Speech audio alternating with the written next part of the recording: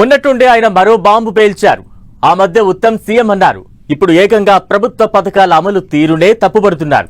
కాంగ్రెస్ లో ఉండి బీజేపీని పొగిడారు. ఇప్పుడు హస్తం గూటికి చేరి ఎమ్మెల్యేగా ఉండి గులాబీ బాస్ కేసీఆర్ ను ఆకాశానికి ఎత్తుతున్నారు. ఓ రకంగా కాంగ్రెస్ పార్టీ ఇచ్చిన హామీలు అమలు చేయలేదని కుండబద్దలు కొట్టేశారు. ఇంతకీ ఆ నేత మళ్లీ ఎందుకు టోన్ మార్చినట్లు? బొగ్గకారు యోగం దక్కడం లేదన్న ఫ్రస్ట్రేషన్ లోనే ఆయన ఇలా కామెంట్స్ చేస్తున్నారా?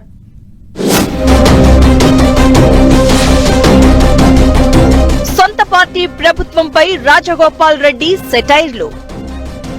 ప్రభుత్వ పథకాల నిబంధనలపై అసంతృప్తి రాగం. ప్రజలు కేసీఆర్ ను మెచ్చుకుంటున్నారంటూ ప్రశంసలు. కోమటిరెడ్డి రాజగోపాల్ రెడ్డి ఆయనేం మాట్లాడినా అతడి మాటలకు అర్థాలే వేరు అన్నట్లుగా ఉంటుంది సీన్. అధికార కాంగ్రెస్ పార్టీ ఎమ్మెల్యేగా ఉన్న రాజగోపాల్ రెడ్డి ఇప్పుడు ప్రతిపక్ష పార్టీ రాగం పాడుతున్నారు. పైగా సొంత ప్రభుత్వంపై సెటైర్లు వేస్తున్నారు. కేసీఆర్ ఉన్నప్పుడే మంచిగుండే అని ప్రజలు అంటున్నారని మెచ్చుకుంటున్నారు. ప్రభుత్వ పథకాలకు పెట్టిన రూల్స్ పై ఓపెన్ గానే అసంతృప్తి వ్యక్తం చేస్తున్నారు. సదరు ఎమ్మెల్యే అసమ్మతి రాగం వెనుక ఆంతర్యం ఏంటన్నదే ఇప్పుడు రాజకీయ వర్గాల్లో ఆశ్చర్యాన్ని కలిగిస్తోంది. మంత్రివర్గంలో చోటు కోసం 1000 కళ్లతో ఎదురు చూస్తున్న ఈ ఎమ్మెల్యే ఎంతకీ క్యాబినెట్ ఎక్స్పాన్షన్ కాకపోవడంతో ఫ్రస్ట్రేషన్ లోనే అలా మాట్లాడి ఉంటారులే అని కాంగ్రెస్ నేతలు గుసగుసలు పెట్టుకుంటున్నారు. సంచలన వ్యాఖ్యలు, ఇంట్రెస్టింగ్ కామెంట్స్ చేస్తూ పొలిటికల్ అట్రాక్షన్ గా నిలిచే కోమటిరెడ్డి రాజగోపాల్ రెడ్డి మరో ఆసక్తికర వ్యాఖ్యలు చేశారు. ఈసారి ఏకంగా అధికారిక కార్యక్రమంలో, అందులోనూ ప్రజల సమక్షంలో బహిరంగంగానే సొంత ప్రభుత్వంపై సున్నితంగా విమర్శలు చేశారు. సంక్షేమ పథకాలు ప్రారంభించిన నేపథ్యంలో తన నియోజకవర్గంలోని చౌటుప్పల్ మండలం మసీదుగూడెంలో నిర్వహించిన కార్యక్రమంలో ప్రభుత్వ తీరుపై అసంతృప్తి వ్యక్తం చేశారు కోమటిరెడ్డి రాజగోపాల్ రెడ్డి. తమ ప్రభుత్వం ఎన్నికల్లో ఇచ్చిన ఏ ఒక్క పథకానికి కూడా సరిగ్గా న్యాయం చేయలేకపోతున్నామని చెప్పుకొచ్చారు. అందుకే గ్రామాల్లో ప్రజలు తమ ప్రభుత్వాన్ని తిడుతున్నారని, కేసీఆర్ ప్రభుత్వమే బాగుండేది అంటున్నారని సంచలన కామెంట్స్ చేశారు. గ్రామ సభల్లో కూడా జనాలు అధికారులను నిలదీశారని రాజగోపాల్ రెడ్డి గుర్తు చేయడం మరింత చర్చనీయాంశమవుతోంది. రైతు బంధును 15,000కు పెంచి ఇస్తామని కూడా కొంత డుమ్కీ కొట్టామంటూ మరో సెటైర్ వేశారు రాజగోపాల్ రెడ్డి. దానికి కారణం మాత్రం రాష్ట్ర ఆర్థిక పరిస్థితులు అంటూ కవరింగ్ చేసే ప్రయత్నం చేశారు. మరోవైపు ఇందిరమ్మ ఇండ్లు, ఇందిరమ్మ ఆత్మీయ భరోసా పథకం గురించి, వాటికి పెట్టిన రూల్స్ గురించి కూడా ఎద్దేవా చేస్తూ మాట్లాడారు. రైతు కూలీలకు 12,000 ఇచ్చే స్కీమ్ రూల్స్ ఎందుకు పెట్టారో అర్థం కావట్లేదు అన్నారు రాజగోపాల్ రెడ్డి. చాలా మంది తమకు రుణమాఫీ కాలేదని, రైతు బంధు రాలేదని ప్రభుత్వాన్ని తిడుతున్నారని చెప్పారు. రుణమాఫీ చేసిన తర్వాత కూడా కేసీఆర్ పాలనే బాగుండే అని మెచ్చుకుంటున్నారని చెప్పుకొచ్చారు.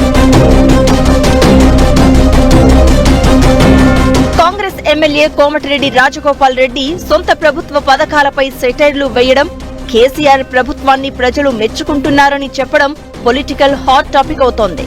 కావాలనే అలా మాట్లాడారా, లేదంటే ఫ్లోలో మాట్లాడారో కానీ ప్రభుత్వ పథకాల పేర్లు కూడా అధికారులను అడిగి పలకడం, వివరాలు కూడా పదే పదే అడగడం, ప్రభుత్వం పెట్టిన నిబంధనలను వ్యతిరేకించడం ఆసక్తికరంగా మారింది. మంత్రివర్గంలో చోటు కోసం ఎదురు చూస్తున్న కోమటిరెడ్డి రాజగోపాల్ రెడ్డి కాంగ్రెస్ అధిష్టానం ఆ ఊసే ఎత్తకపోవడంతో ఫ్రస్ట్రేషన్ లో ఉండి అలా మాట్లాడుతున్నారు అన్న టాక్ వినిపిస్తోంది. మంత్రివర్గ విస్తరణ ఎప్పుడవుతుందో, అయినా తనకు స్థానం దక్కుతుందో లేదోనన్న ఆందోళనలో ఉన్నారట ఆయన. అందుకే ప్రభుత్వంపై సెటైర్లు వేస్తూ గత బీఆర్ఎస్ ప్రభుత్వాన్ని పరోక్షంగా మెచ్చుకుంటున్నారన్న గుసగుసలు వినిపిస్తున్నాయి. కొన్ని రోజులుగా రేవంత్ రెడ్డి క్యాబినెట్ లో బెర్త్ కోసం ఎదురు చూస్తున్న కోమటిరెడ్డి రాజగోపాల్ రెడ్డి మునుగోడులోని క్యాంపు కార్యాలయంలో వాస్తు మార్పులు కూడా చేపట్టారట. వాస్తు దోషం వల్లే తనకు రాజకీయంగా కలిసి రావడం లేదని భావిస్తున్న ఆయన పండితుల సూచనలతో క్యాంపు ఆఫీసులోని కొంత భాగాన్ని కూల్చేసి తన జాతకం, వాస్తు ప్రకారం మళ్లీ నిర్మిస్తున్నారని తెలుస్తోంది. ఇలా అన్ని విధాలుగా ప్రయత్నిస్తున్నా మంత్రివర్గ విస్తరణ జరగకపోవడం, జరిగినా తనకు అవకాశం వస్తుందో లేదోనన్న ఆందోళనలో ప్రతిపక్ష బీఆర్ఎస్ పాలనను మెచ్చుకుంటూ సొంత ప్రభుత్వంపై సెటైర్లు వేస్తున్నారన్న చర్చ రాజకీయ వర్గాల్లో జోరుగా సాగుతోంది. ఆ మధ్య మంత్రి ఉత్తమ్ కుమార్ రెడ్డిని పొగడ్తలతో ముంచెత్తారు కోమటిరెడ్డి రాజగోపాల్ రెడ్డి.